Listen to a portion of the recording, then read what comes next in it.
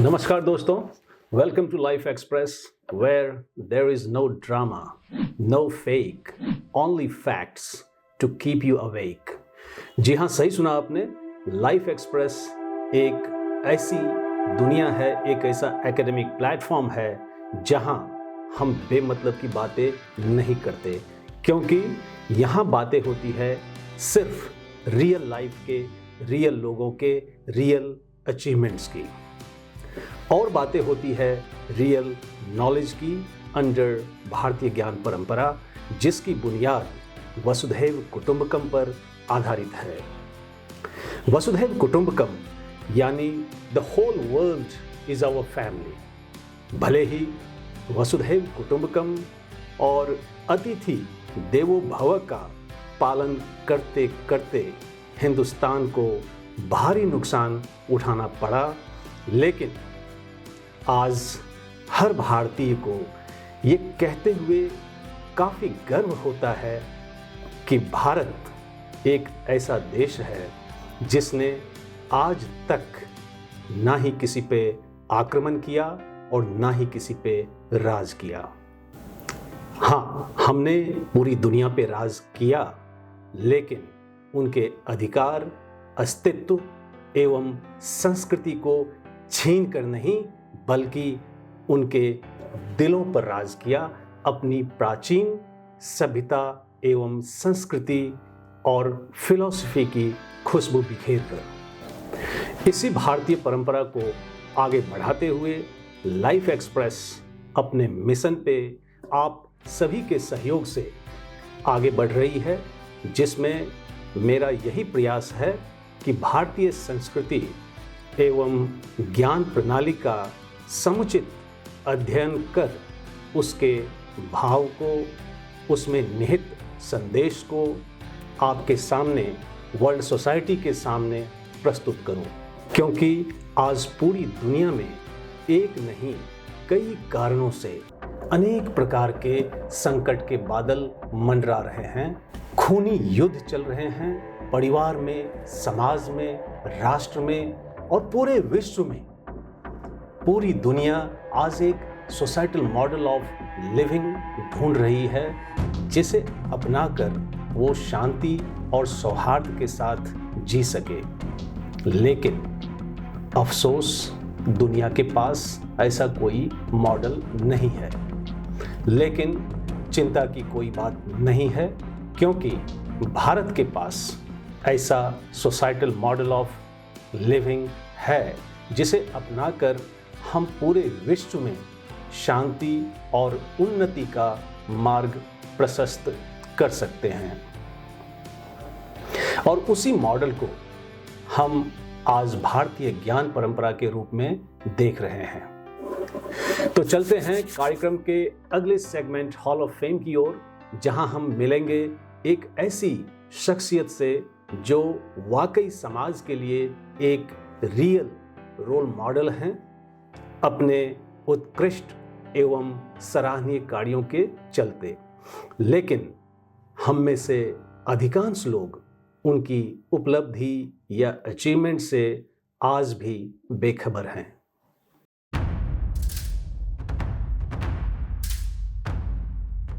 नमस्कार दोस्तों, आज के हॉल ऑफ फेम में हमारे साथ एक बहुत ही खास मेहमान हैं, जिनके जीवन से जुड़े कई रोचक तथ्य हैं। इससे पहले कि हम उन रोचक तथ्यों को जाने उन्हीं की जुबानी, मैं चाहूंगा कि सबसे पहले मैं आपको अपने विशेष अतिथि का एक संक्षिप्त परिचय दे दूं। हमारे विशेष अतिथि का जन्म 28 अगस्त 1964 को कर्नाटक के कोलर में एक सामान्य पर शिक्षित परिवार में हुआ था।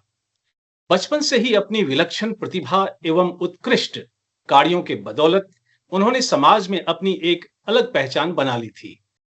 यदि हम उनके शैक्षणिक जीवन पर प्रकाश डालें, तो हम पाते हैं कि उन्होंने अपनी प्रारंभिक, माध्यमिक तथा उच्च शिक्षा अव्वल दर्जे से सफलतापूर्वक पूरी की। More importantly, he did his MBA from Lamar School of Business, Texas State University, USA, followed by a course in strategic thinking from Cornell. He has worked in leadership positions for large, medium, and small corporations, both in IT and non IT sectors. Some of the prestigious IT and non IT companies that he has worked with, especially in the USA and India, are IBM, Wipro, Samsung, Diagnostic Systems Laboratories, IMC, etc. In his professional journey of more than 5 decades, with a vast consulting knowledge, Sri Harihar has been a self starter and a go getter with a humane approach. And it is needless to say that today he is a big name in the field of IT, healthcare, and people management. Apart from his academic and administrative acumen, our esteemed guest is empaneled in several professional bodies in dignified positions like chairman, business unit head, general manager, senior director, advisor, member, etc. Interestingly, in the recent past, his passion has shifted towards Vedanta and philosophy to lead a life of dharma. Here, I should not forget to add that our today's guest has not only been felicitated with several prestigious awards at national and international levels, but has also appeared in theater, TV shows, and Kannada feature films with his versatile acting skills. Not only that, he is an avid reader and erudite writer and blogger. I myself have read his more than 100 articles on diverse topics published in leading newspapers and magazines like Deccan Herald, The Hindu, Adventure, etc. Thus, there are so many accolades and achievements to the name of our today's esteemed guest. And this is why he is very special to Life Express. His far fetched vision, multi talents, remarkable achievements, and contributions to society make him a unique human being. And pleasure is solely mine in welcoming one and only the complete personality, Sri Prasanna S. Harihar. Namaskar, sir. Namaskar Welcome and to thank Life you. Express. Thank you very much. First of all, on behalf of my entire Life Express team and on behalf of my intellectual viewers, I extend a very warm welcome and sincere gratitude to you for your gracious presence in Life Express, whose motto is Global Peace and Progress. Yes. Sir, as I know from your rich career profile, that you have served corporates for more than 4 decades in highly responsible positions. But a time comes in your life जब आप America में 10 साल काम करने के पश्चात आपका झुकाव अध्यात्म की तरफ होने लगा और आपने अमेरिका छोड़ने का निश्चय किया। वो अमेरिका जो आज भी कई इंडियंस के लिए, बाय द वे मैं इंडियंस कह रहा हूं, यहां पे भारतीय नहीं कह रहा हूं, तो कई इंडियंस के लिए आज भी वो एक ड्रीम लैंड है। Yes. वैसे ये अलग बात है कि उस ड्रीम के पीछे बहुत सफरिंग्स भी है और उनके ड्रीम्स काफी शैटर्ड भी आज हो रहे हैं because of current policies of the American government. But by the way this is not the point of discussion here. Here, not only I, rather all our intellectual viewers would like to know from you how and why this transition in your thoughts and actions took place and you finally came back to India. So I shall appreciate if you could also share some of your major milestones of your life in your deliberation. Over to you, sir. Thank you very much. I have to say, first of all, a great pleasure, a great pleasure to be part of your Life Express episodes, reaching out to a very intelligent audience whom you have been, you have done a fantastic job because I went through very quickly the 33 episodes that have been aired until now. And I would like to say there are luminaries. There are just people with so many achievements. And I then asked myself this question even today morning. Dr. Sanjay Jha has asked me to be a part of this Hall of Fame panel. What have I done differently, or what what is it that has made this union possible? I think I would like to put it this way. I am not a luminary, but I take a lot of pride in being a pure and a true representative of a common man. When with common thoughts, simple thoughts, they say simple living, high thinking. And you are very familiar with that saying, sir. So what I would like to say is, you asked a very, very good question in the first place as to what brought me back to. I'll rephrase that part. What has brought me back to India from a dreamland called America? But I would like to say, I did not move back to India. I actually moved forward to India. And why do I say that?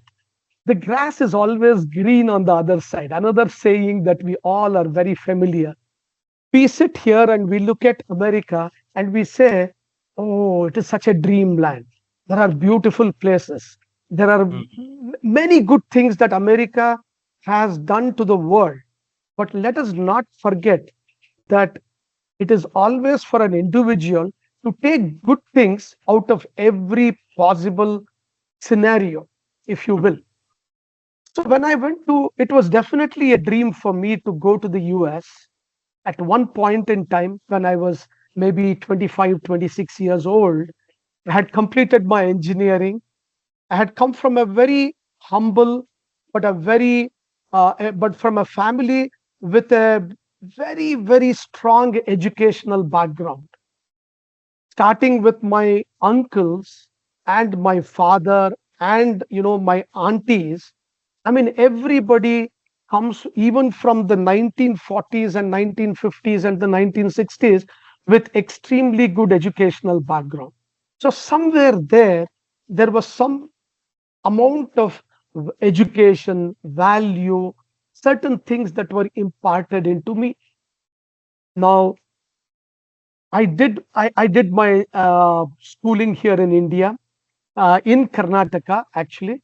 Went on to excel in my seventh grade, 10th grade, 12th grade examinations, where it felt good to be, one among the top 20 or the top 30 ranks in the state of Karnataka among, let's say, 2 lakh people. But we always try to, if we try to compete with somebody on the outside, then there will always be a set of challenges, sir. But when we compete with ourselves, that is when we try to excel. That's when we try to clean up whatever mess we may have created in the past, and then build on on that foundation to excel in the future.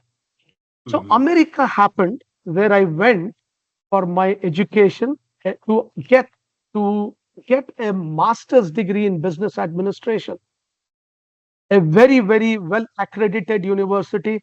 I had fantastic, I would say, students along with me. Very good set of teachers. A lot of research work that I was doing, working with the professors there.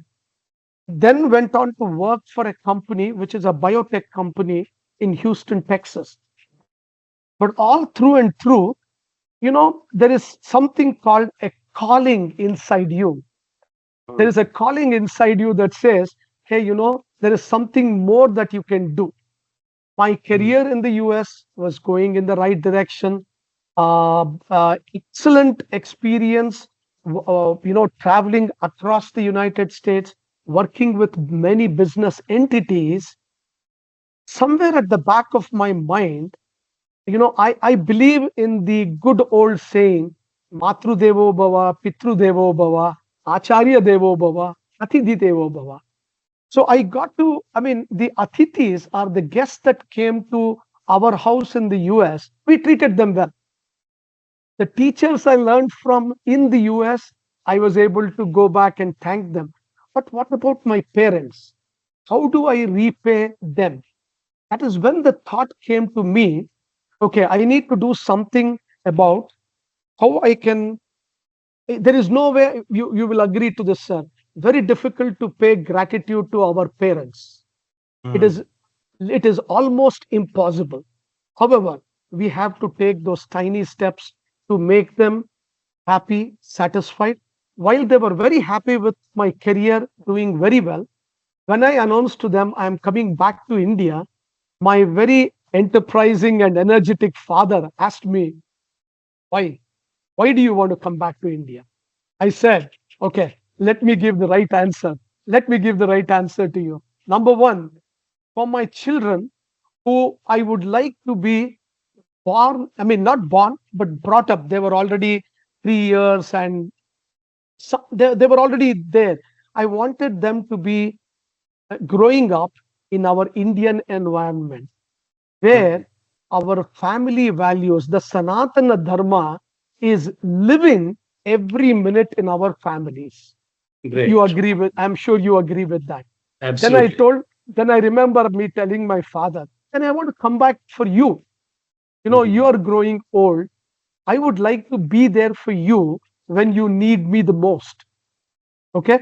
This is also in alignment with our Sanatana Dharma. So don't get me wrong, Mr. Father. I would like to be there for you and mother.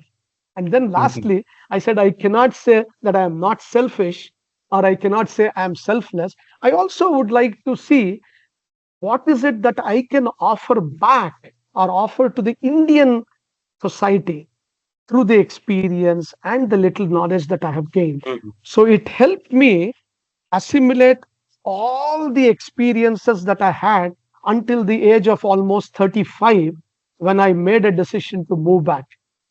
And I Mm. think, Sanjay ji, you also asked me the question. So, what were some milestones during? I mean, in that phase of my life, I would like to encapsulate those. Let me call it. There are many milestones, but probably I would like to call out three milestones in the form of calling it as three A's. A as an academic performance, because we go through various stages in our life: balya, yauvana, vruddhapya, and so on and so forth. Balya, as you know, is kind of dedicated to education, dedicated to academics. So Mm. for me, the first A was always the academic performance. Do well, learn as much as you can, educate yourself, because education is then going to be your foundation to Mhm. launch your career. The Mhm. second A, sir, was around my aspirations. As much as I wanted to go to the US and experience the land there, as I told you, it was Mhm. equally important for me to come back to India. And I told you what are some of the reasons in the form of my answers to my father. Mhm. The third A for me was around the attitude, in the sense it is defined, your attitude is defined by a very strong family.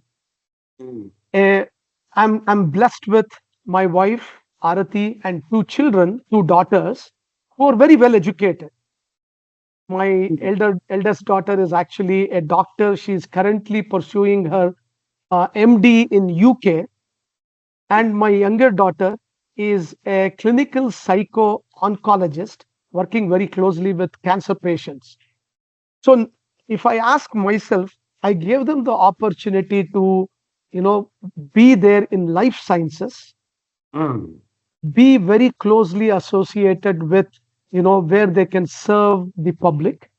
But at the same time, that strong bonding helped me Mhm.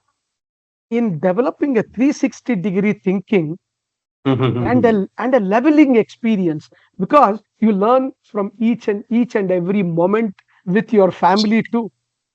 So that these three A's were my, I would call it as my milestones.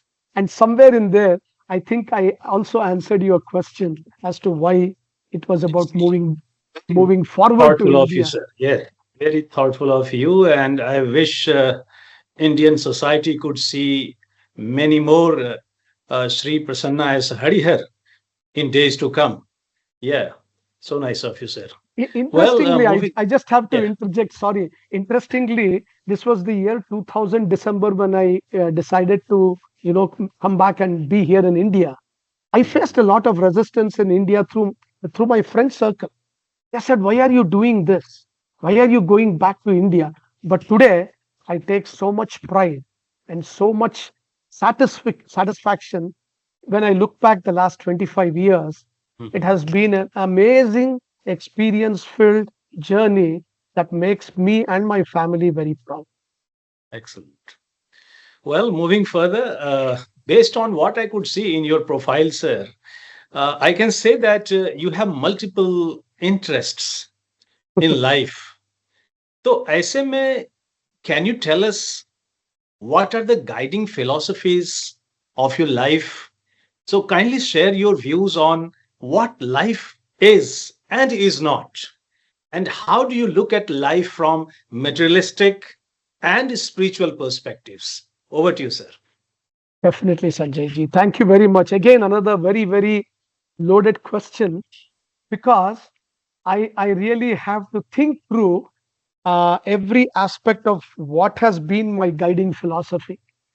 If at all, I would like to say the very first guiding philosophy for me actually has been passion. Because how do we passion in the form of living every moment? Like they say, it is not enough that if you are just existing, you need to live each and every moment, because everything around us gives us so much of experience. But how do we get that experience is through passion, is the interest, a deeper interest. When I involve myself in anything, is what I call for myself as passion. A small example could be, you already talked about it a little bit, is about writing. Mhm. Now, was I writing through and through my life? Probably not. Even though in my younger days I used to do some writing, later on with educational, load, and then, you have to study, do well, everything. Maybe I forgot a little bit about my writing that was inside me, but I knew Mhm. it was a passion. When I worked for companies like IBM and Wipro, I did a lot of business writing.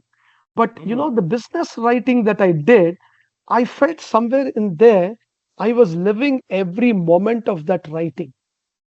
And if I remember it right, it's now almost been a decade and a half where I started as a hobby. I think my first article was published in 2011, I think, 2011, in a local newspaper, but very popular among Karnataka readers, which is Deccan Herald. Now, as you very well know, the moment there is a reward for your effort, obviously, as a human being, we take, we jump in. But when we jump in, if we jump in with passion, it is a sustainable effort. It's a sustainable performance. So somewhere I also made a statement, or I take pride again in saying this. My guiding philosophy has been linked to passion. Don't start anything anew if it cannot be sustained. Because many people I see around me, they want to do so many things, and this is like a New Year resolution. I Right. do a resolution. 2 days later, January 3rd or 4th, I have completely forgotten about it. I learned through my life that if I make a resolution, it has to be sustained. Mhm. And if I have to sustain, then it can only sustain because it has passion attached to it.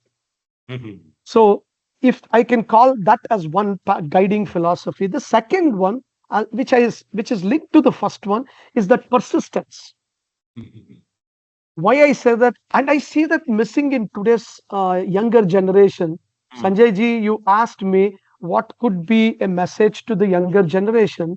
It is Mhm. very important that we not only have that passion, but we also persist. Why? Right. Because persistence in the final analysis gives us the reward for our efforts. Mm. And what happens, people generally look at, okay, I'm putting my efforts today. They want Mhm. short term goals. They want to realize the profit. They want to realize the goal tomorrow. And we all know it just does not work that way. It Mm. works only when you persist in the right manner, going through in a very logical, in a very sustainable manner, and then there is persistence. Last but not the least, I think philosophy, as you Mhm. rightly mentioned, it is about the spiritual philosophy. Mhm. And I call that, once I did not know about this much. I only knew that I have to lead a good life, a dharmic Mhm. life, which is there in our Sanatana Dharma. Don't Mhm. hurt others. Don't do something onto others what you don't want to be done onto you. Certain things like that. But I did not know the depth of it till maybe about 7, 8 years ago. I started to go through formal study of our Vedanta, our Upanishads. And Mm. then I started to feel, oh my God, there is so much of depth and breadth in our scriptures. And so I call that the spiritual studies, which is wrapped in honesty and simplicity. Mm. So when we have this wrapper of spiritual studies within Mhm. honesty and simplicity, then that philosophy is very, very strongly established. And that's Excellent. basically my guiding philosophy too. Mhm. If you feel, that's the right thing that can set the pace for many youngsters too. Right, right. Excellent. So, added to what you said, I'll take you to my next question, which will again, request you to reflect more on spirituality. And you also have been part of soft skills training, sir, as I could Yes, see in your profile, yes. that you are a soft skills trainer, motivator, a mentor, and whatnot. लेकिन लेकिन मैं चाहूंगा कि आप दो बिंदुओं पे स्पष्टता से प्रकाश डालें। फर्स्ट, स्पिरिचुअलिटी क्या है आपके लिए या आपके अनुसार, एंड सेकंड, सॉफ्ट स्किल्स क्या है और क्यों एक आदर्श जीवन जीने के लिए सॉफ्ट स्किल्स का होना अनिवार्य है आज के दौर में। जी। Thank you, sir. One question after another, which is so loaded and so nice to hear. And I hope I can answer that in the manner. First of all, for me, spirituality. Spirituality for me is leading such a simple life that it is definitely not seen as a big thing from outside, but it helps in the inner journey of the individual. Now, typically, all of us, we indulge, we jump into the external world to see what is out there, which is fine. I think we all need to know what is there in the external world. But where I think we fail, or where I think we can be doing better, is when we jump into the external world to do a little bit of enquiry. Now, this enquiry should be, why is this something very important in my life? Why is this wh- why is this so much valued by people around me? Why is this why should it also be a value for me? When we start to do enquiry, that enquiry for me is what defines spirituality for me. Now, when we start to do inquiry, what I see is it gets us to a very simple plane where in simplicity there is truth. So one the way I feel is when we talk about spirituality, yes, it is nice to talk about Sanatana Dharma. It is nice to talk about our scriptures. It is nice to talk about your two words. Vasudeva Kutumbakam. I mean, it is really beautiful, but when we really look at it, it is the oneness of all creation. Mhm. And that truth, that oneness, what we call as Sarvam Kalvidam Brahma, or in other way, it is also referred to as, Ekameva Dvitiya. There is only one. Mhm. Everything else is because of the one. When we start to look at it, then spirituality becomes very simple, and in that simplicity lies the ultimate truth. That is the way I look at spirituality. And what it does is, as with very, the four corners of our of our life. I mean, what we call as, maybe I'm forgetting that, but the four primary goals of human life. We say dharma, artha, kama, moksha. All of this, in fact, can be wrapped into that scriptural aspect that I just talked about, Mhm. simplicity, and in that simplicity, there is honesty. Then, auto, without, I mean, of course, consciously, but without any effort, we become firmly embedded in that spiritual life. And that to me is spirituality for me. Great. But let me also explain the second aspect of your question. Yeah. I think you had about Soft soft skills. skills. Yeah. Now, soft skills to me, again, I mean, I'll derive a little bit out of my, understanding of the spiritual aspects. There is something called Kaya Vacha Manasa. Mm. Now, Manasa is still taking shape in your mind. And Mhm. why I say soft skills is important is, what is taking shape in our mind has to be communicated to the people around for two reasons. One, I should get the clarity what I want to do, and for the people around me, what I am expecting them to do, or or maybe working with them in harmony. What is the common goal that we need to achieve? That is manasa. Now, Mm. kaya, vacha. Vacha is the word. So, first of all, we need in soft skills absolute clarity of our thoughts. We Mm. should be very clear. So, soft skills stems from that, Mhm. I feel. Then we have vacha, where we have to communicate what is in our mind very clearly to the people. And Mm. then when we go to the next level, it is kaya, which is in action. Mm. Now, in our action, because today, if we see, a lot of people are thinking one thing, talking one thing, action is Mm. another thing. Now, there is no alignment. And I go Mhm. back to the old, what I answered to the previous thing. When Kaya, Vacha, Manasa is in complete alignment, I see soft skills अपने आप spring हो जाते हैं. Mhm. It comes so naturally that it is again honest and simple. Mhm.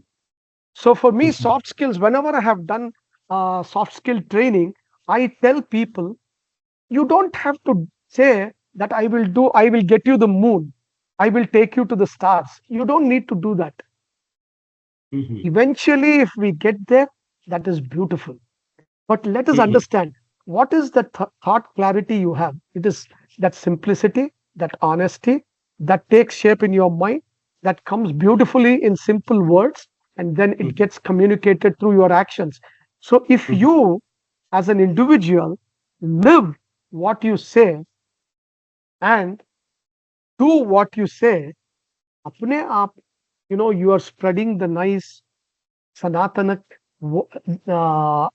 action. I mean, the intents around you. So Mhm. I Here, look at, here, I will just interrupt you, please, sir. Uh, please. like, we have soft skills. Hmm. This is our modern concept, and I think this may be, intending to meet or cater to the needs of today's, working environment, something like that. But Hmm. my question here is like, Hmm.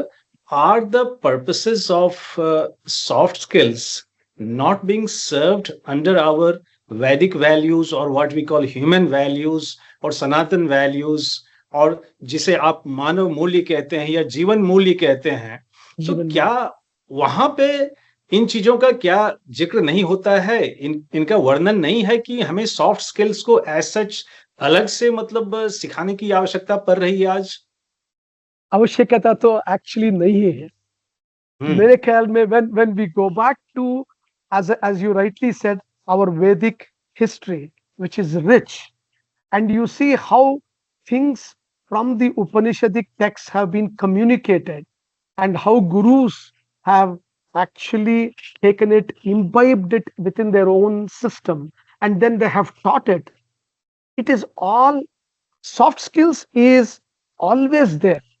However, what has happened in the current world, we, I think somewhere in one of the previous episodes, I heard one of your one of your Hall of Famer talking about how it is getting distorted in the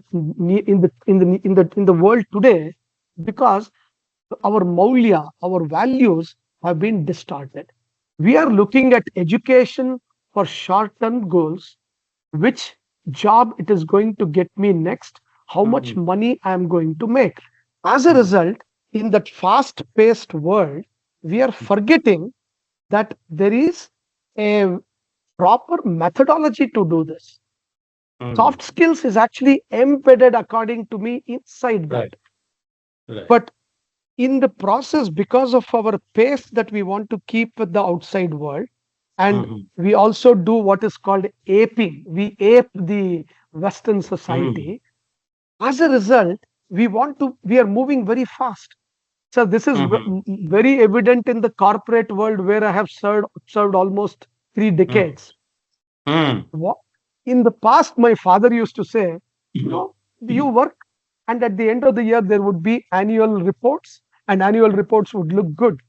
आजकल की दुनिया में annual reports became half yearly became quarterly became monthly became weekly. So आजकल की दुनिया में it is about I want results right now. And as a result, when we focus on the results, we forget everything that is the means. But if the means are distorted, that is where now today in our education system, soft skills needs greater importance, greater focus because everybody has forgotten that. Why? I want to just become an engineer, earn whatever big money I can, and move on with my life. Well, That's added my to view. yes, very nice, sir. And जैसा कि आपने कहा aping की बात आप कर रहे थे, so my next question is also moving to that direction. And this question is being framed considering your expertise in the backdrop. We all know that the success of today's enterprises or businesses is closely related to the quality of management, manpower and manager. मैं ये 3 M's के ऊपर मैं ज्यादा बात करता हूँ. Correct. Management, manpower and manager. And I have seen many a time where modern business ethics fail to address certain issues. Our ancient values do wonder. We have followed different models of Western management, and a need is being felt today to shift from the model of, say, it can be like Peter Drucker's, to that of Kautilya or other Arthashastris from the land of, Bharat. So the reason, as you know, is many companies are struggling to implement Western frameworks effectively because they are still not aligned to Indian ways of thinking and ethos. So my question here is, do you advocate or have you conceptualized any model or module of effective management based on ancient or Vedic values or principles? G. Very, very good question. So you put it around the 3 M's. In the corporate, we put it around 3 P's, which is people, process, and actually technology. But it is, it is actually, to be honest with you, the way people enable technology to make things happen. Mhm. So, what has happened in today's, first I'll address, there are actually two aspects to your question. I will talk about the first aspect here right now. What has happened is in people, process, and technology. Now, technology is only an enabler. Technology cannot achieve by itself anything, but it's an enabler for the process and for the people to achieve common objectives. What has happened, Sanjay ji, is the technology, all our focus has gone on building the technology rather than around the human aspect to it. Number Mhm. one. Now, when we go into the process, once again, what is process? It can be done by anybody. You do A, follow it with B, then do C, then follow it with D. Now, this is just going by step. That is coded into systems to say this is how we can go with our process. But what is important is the people aspect to it, because Mhm. underlying all this, and that is where I think our corporates I see are not paying enough attention. There is a HR department, there are people and performance management, people management aspects that are built into the stream, but according to me, it is the lowest focus in an organization. Hence, we see people are moving very fast from organization to organization in today's world. Nobody wants to stay in one organization and give a complete, the value to that company, what he or she is capable of. However, the second aspect to it is there anything from a people management perspective that we can derive from our Vedic systems? Mhm. Mhm. If the answer to that is yes, why? Because I mean, the point I would like to make there, and when I work for companies like IBM and Wipro, what is important is to recognize that the people who form your team, so leaders, as you know, are only as good as their team. Like in cricket in India, we say the captain is only as good as the team. So, for the leader to really marshal his troops and move towards that common objective, it is important to carry his team along with him, along with her, so that the common purpose or goal is achieved. Mhm. If you really look at it, that in itself is Vasudhaiva Kutumbakam. And if you really look at everyone there as you yourself, Mhm. and number two, if you identify the strengths and weaknesses of individual, there is and there are going to be strengths and weaknesses of each individual, but looking at what is a specific person's strength, weakness, and see how the entire team can mesh together. When the meshing happens, we see that together we are building synergy out of it. So 1 Mhm. plus 1 is not equal to 2, but 1 plus 1 is now equal to 3. Mhm. So in this manner, the but all of this comes from, uh, in fact, from our own family values. So Mhm. if you see, Sanjay ji, today again what is happening is our people are saying work life balance, Mhm. because work is office, life is family. But the Mhm. balance is apne aap achieved if work and life come together to form a perfect mesh. Mhm. Then what happens is, if we see life in work and if we see work in life, it becomes a perfect match. Mhm.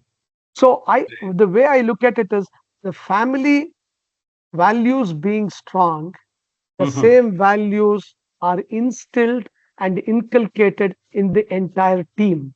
and then Right. the whole team will perform in a similar manner towards a Excellent. common goal. बहुत अच्छा. I hope Yeah, yeah, you yeah. agree to this. Yeah, it has made a great sense. Yes. Well, so, because we have paucity of time, so I'll I move to the understand. last question. And my next question or last question is from the perspective of future readiness of Hmm. our students. Hmm. Well, as we know that due to rapid advancements in technology, today we do not know what does the future hold for us, Hmm.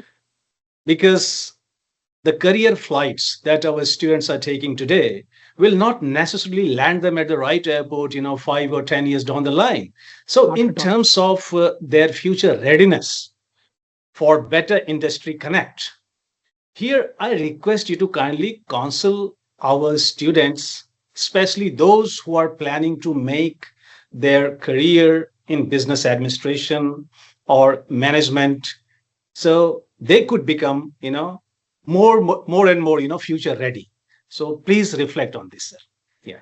Yes. Thank you very much. I think there was one great person who said, look at education. So it is not enough if you go around earning degrees after degrees, one Mhm. education institution to the other education institution, earning degrees. What is important is, has that education gone through you to make you a better individual and transformed you as an individual? Now, it is very important. I think that is where we are missing today's younger generation. I mean, there is always exception. Let us be honest about it. But when I see a major youngster group, and when I talk to my daughters and my daughters' friends, I tell them, don't look at education as another degree that you are gaining in that institution. Look at education, has it gone through you? What transformations did it bring in within you? If you took a business administration course, now what did you learn from it, by due to which there is a transformation in you, because of which you can bring about a transformation around you, first in the family, and next maybe in the small society that you are accessing. So it is very important that we understand that this is very important to today's life. And another aspect that I would like to bring in is, you know, our people, I mean, I believe this was Sri Ramakrishna Paramahamsa. He said, you have two hands. Hold on to with one hand strongly to the God, and with the other hand, which is initially free, do all your work. However, which is how I think we should do it. So, which means, let that spiritual strength of our Indian knowledge system, what it imparts into each one of us, let us anchor ourselves in Mhm. that. That is my message to the youngsters. Let them Mhm. hold on to it. However, where we as elders, where we may have made a small mistake is, we have gone, I mean, the Indian knowledge system has become in itself a world of superstition in some cases, or just rituals. It should not just be that. Let there be that inquiry in ourselves and in the younger generation, why we are doing this, what is the reason we should be doing this, and is that going to bring about a transformation, like I already mentioned. And if we go around doing with the one free hand all the work that we need to do, we will stay entrenched or very deeply rooted in our understanding of God, or let us not even call it God, let us call it the universal truth. We will be strongly holding on to it. Then a day will come when Mm. even Sri Ramakrishna Paramahamsa said, you really don't have to would do any work with your hand, you can just hold on to God Mhm. or the ultimate truth. And that in itself will bring you what we call as inner peace, sanity. It allows us to be in sync with the Prakriti around us. When we are in sync with the Prakriti around us, there is, quietude, peace, tranquility in us and around us. And that's basically what I would like to say as a message to the younger generation. So whether it is business administration, whether it is engineering, whether it is, behavioral studies, it could be humanities, which is your area, I suppose. It can be anything. I think that will bring about that kind of a mindset. Excellent, sir. Talking to you has always been, a great delight, a great privilege. But then we have limitation of time, and we shall move to conclude our interaction with your final remarks in the form of a message of peace and progress. Although you have already given a kind of message, as you said that we all need to live in harmony with nature, but still, I would request I would like to request you to add some more, words, to your message of peace and progress, because our planet is becoming, unlivable day by day for various reasons. Yes. So how would you like to save humanity and mankind at large by striking a balance between knowledge and wisdom to create an ideal society of harmony and coexistence? Yeah. Actually, very, very good question. And I think somewhere there, as I had already earlier mentioned, education can lead to knowledge, but you want that education to and knowledge ideally to lead to wisdom. In that regard, I like what you have called here as Life Express. I just hope that people don't lead a life in the express lane, but actually take a step back to reflect on everything that we do, a very conscious living, filled with awareness, to know what is it that we are doing to ourselves so that we are at peace. And as you very well know, Sanjay ji, if we are at peace, we radiate peace. If we are at peace, we make people around us peaceful. Because you very well know, the moment there are two, three people who are creating ruckus and you go there, we also become a part of it. Right. Instead, we have to attract them to be a part of our peace. And that way, it will always be radiating peace. And when we are in peace, which means our mind is at peace, we can think better. When we think better, we have clarity of thoughts. When we have clarity of thoughts, and this goes back to your soft skill question, communication becomes good, and then the action will also be in alignment with our thinking.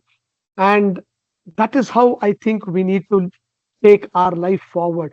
No doubt, it is a very, when you look around in this world, it looks very difficult. Oh my God, what is happening? There are wars, there are, there is verbal war also. But we need to understand that if I can bring about a change in myself, then Mm. hopefully I can bring about that change in a very small group of people. I cannot change the world overnight at all because it's a vast world, and Prakriti is at play there, and we have to be in sync with Prakriti. I also want to take this opportunity just to say, Dr. Mehta ji, Professor Mehta ji, I mean, I met him through a Hindu article that he read and reached out to me. And today, after about 4 or 5 years, we have been good friends.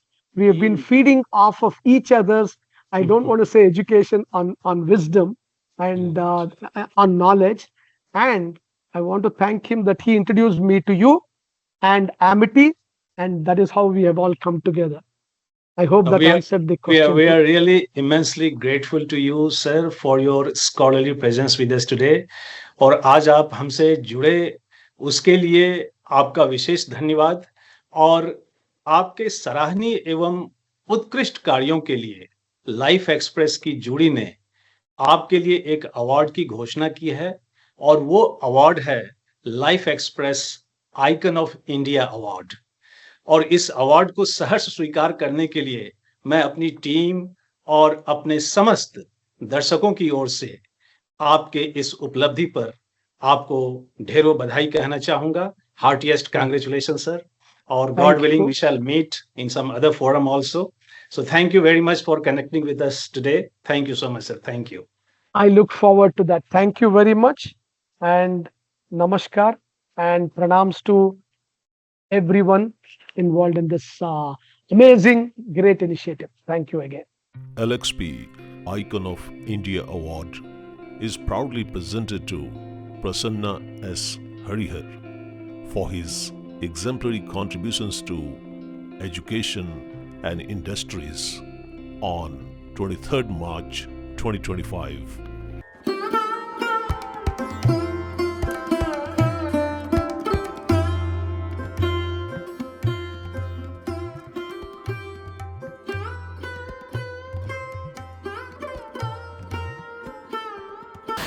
नमस्कार दोस्तों, हमेशा की तरह आज के IKS segment में सबसे पहले हम एक ह्यूमन वैल्यू सीखेंगे और उसके बाद हम एक भारत के पारंपरिक मान्यता या ट्रेडिशनल बिलीफ के वैज्ञानिक कारण को भी समझेंगे। लेकिन पहले हम बात करेंगे ह्यूमन वैल्यू की। पिछला ह्यूमन वैल्यू जो हमने हिंदी अल्फ़ाबेट के जरिए सीखा था वो था ब से ब्राह्मण, और हिंदी का अगला लेटर या अक्षर है भ। भ से जिस मानव मूल्य का मैंने चयन किया है वो है भलाई। भलाई एक ऐसा मानव मूल्य है जिसमें भलापन, भोलापन, अच्छापन, कल्याण, उपकार, नेकी, दयालुता, करुणा, ये सारे भाव समाहित होते हैं। दुनिया के सभी धर्म भलाई पर बहुत ही जोर देते हैं। जैसे सनातन धर्म सही राह पर चलते हुए जन कल्याण सिखाता है, तो जैन धर्म अहिंसा पर जोर देता है, जिसका मतलब है किसी भी जीव को चोट ना पहुंचाना। वैसे ही सिख धर्म निस्वार्थ सेवा भाव के जरिए भलाई पर जोर देता है। इस्लाम ज़कात के जरिए भलाई पर जोर देता है और भलाई का एक ही उद्देश्य है, हर इंसान बेहतर हो सके और ये दुनिया एक बेहतर जगह बन सके। अब आते हैं भलाई के प्रकार पर, जो शारीरिक भी हो सकते हैं, मानसिक भी हो सकते हैं, सामाजिक भी, आर्थिक भी, मनोवैज्ञानिक भी, आध्यात्मिक भी, राष्ट्रीय भी तथा वैश्विक भी। जो जिस भूमिका में हैं उन्हें अपने स्तर पर व्यक्ति, समुदाय, समाज एवं राष्ट्र की भलाई के बारे में सोचते रहना चाहिए। चाहे आप किसी गरीब या भूखों को खाना खिला दो या किसी गरीब को उसकी बीमारी में मदद कर दो, किसी के भावनात्मक पीड़ा को बांट लो, किसी ब्लाइंड या डिसेबल्ड की मदद करके हो। आप सभी को याद होगा कि हम में से कईयों ने कोविड के दौरान प्रधानमंत्री कोष में 3 दिन की सैलरी देकर भलाई का उदाहरण पेश किया था। किसी ने फ्री में मास्क भी वितरण किया था, तो किसी ने फ्री में ऑक्सीजन मुहैया कराया था। तो इस तरह आप कई कदम उठा सकते हैं भलाई के लिए, लेकिन याद रहे कि आप अपने द्वारा किए गए भलाई का क्रेडिट ना लें, और यदि आप क्रेडिट लेते हो तो आपकी भलाई कपूर की तरह हवा में उड़ जाएगी। क्रेडिट लेने से अहंकार बढ़ता है, जो आपके लिए घातक है। भलाई के बाद उस पर मिट्टी डाल दो, यानी उसे भूल जाओ। यहाँ मैं थोड़ा आम भलाई या समाज की या समुदाय की भलाई को लेकर कुछ कहना चाहूँगा कि यदि आपसे समाज की भलाई की अपेक्षा है तो किसी व्यक्ति विशेष को या किसी के निजी भलाई का आप ना सोचें। साथ ही सार्वजनिक हित में यदि व्यक्तिगत त्याग की आवश्यकता पड़ जाए तो वो भी करने में आपको कोई हिचक नहीं होनी चाहिए। यहाँ मैं राजनेताओं का ध्यान इस ओर आकृष्ट कराना चाहूँगा कि यदि आम जनता की भलाई के लिए कोई बुनियादी अधिकार, लाभ या किसी भी प्रकार के संसाधन मुहैया कराने की बात हो तो ये जरूर सुनिश्चित करें कि सरकारी योजनाओं का लाभ सभी जरूरतमंदों तक पहुंचे। भलाई के इस विश्लेषण के साथ अब हम आगे बढ़ते हैं कार्यक्रम के अगले सेगमेंट की ओर, जिसमें हम एक भारत के पारंपरिक मान्यता के वैज्ञानिक कारण को समझेंगे और इसके अंतर्गत आज हम समझेंगे कि बोतल बंद गंगाजल महीनों बाद भी क्यों नहीं दूषित होता। According to K V. Singh, Bhagirath ने ब्रह्मा व शिव की उपासना कर गंगा को पृथ्वी पर अपने पूर्वजों के कल्याणार्थ उतारा था, ऐसा पुराणों में लिखा है। गंगा में स्नान करने से मनुष्य के पाप कट जाते हैं, ऐसा हिंदुओं का विश्वास है। गंगा में अस्थियां बहाने से वे शीघ्र जल तत्व में मिल जाती हैं, यह सत्य सर्वविदित है।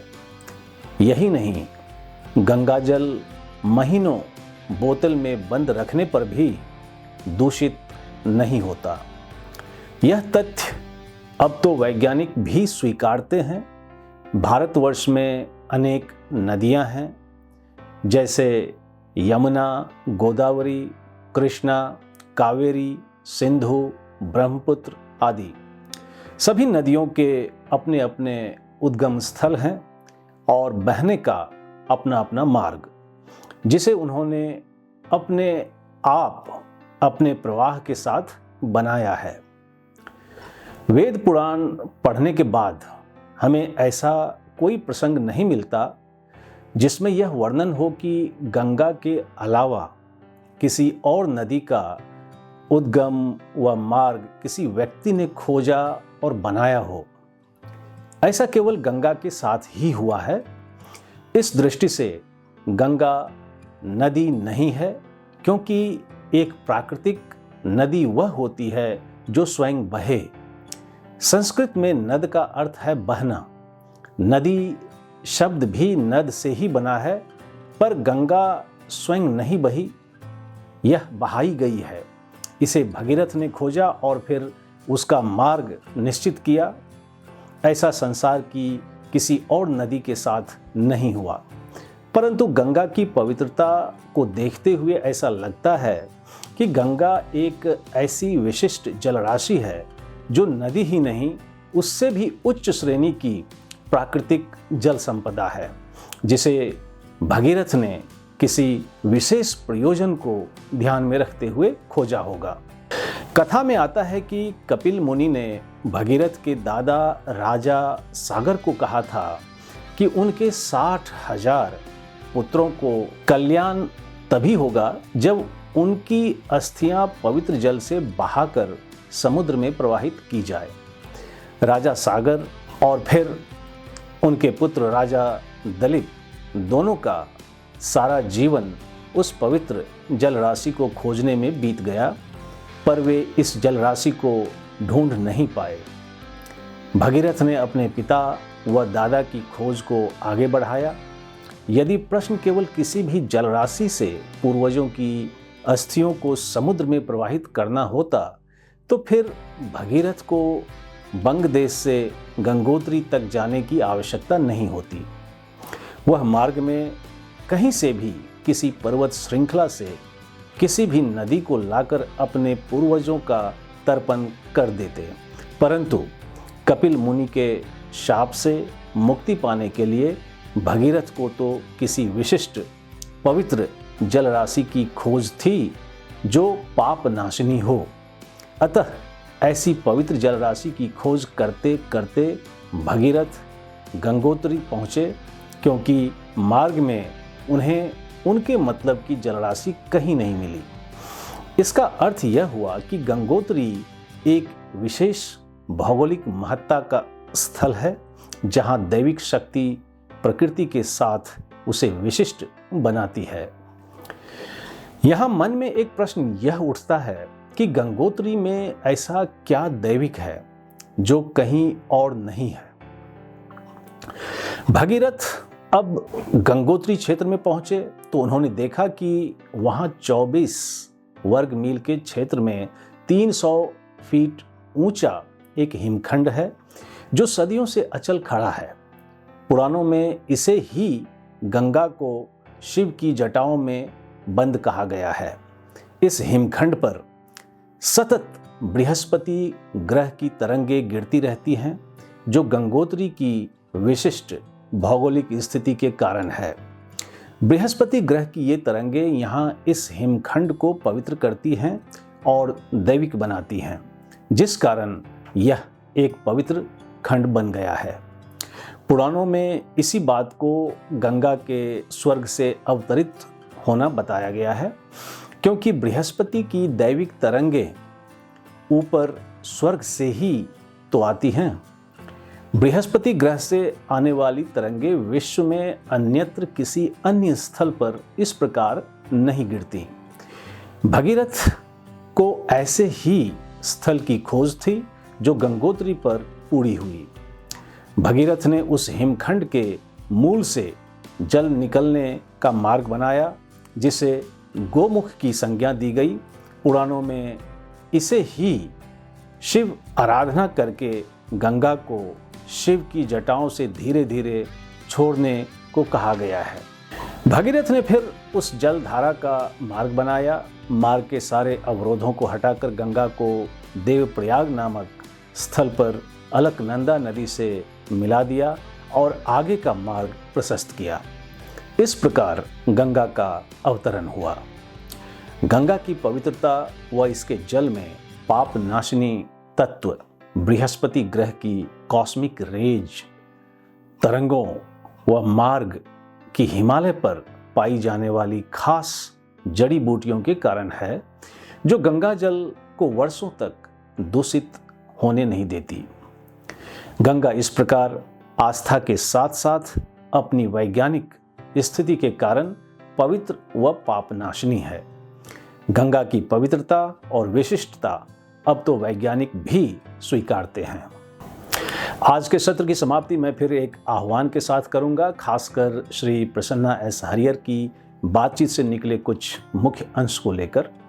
सबसे पहले तो उन्होंने सनातन संस्कृति के जीवन मूल्यों का पालन करते हुए, खासकर फैमिली वैल्यू को इम्पोर्टेंस देते हुए, उन्होंने अपने माता पिता के खातिर अमेरिका छोड़ भारत आने का निश्चय किया, ताकि वे अपने एजिंग मदर एंड फादर की देख रेख ठीक से कर सके, न सिर्फ शारीरिक बल्कि भावनात्मक स्तर पर भी। ऐसा करके उन्होंने भारतीय ज्ञान परंपरा की परंपरा को कायम रखा। उन्होंने अपने जीवन के कई गाइडिंग फिलॉसफीज भी हमसे साझा किए। उनकी एक बात जो मुझे बहुत अच्छी लगी वो था कि यदि आज आप जीवित हैं, यदि आप आज एग्जिस्ट कर रहे हैं, तो आपको जीने की कला आनी चाहिए और जीने के लिए आपके पास एक पैशन या जुनून होना चाहिए और वो जुनून सतत रहे आपके व्यक्तित्व में। He also reminded us of transforming ourselves through education and then transforming society for a noble cause. Finally, he emphasized over being in peaceful companion so that we all could radiate peace. And when we are in peace, our mind is also at peace. And when our mind is at peace, we can think better. And when we think better, we have clarity of thoughts. And when we have clarity of thoughts, our communication becomes better and better.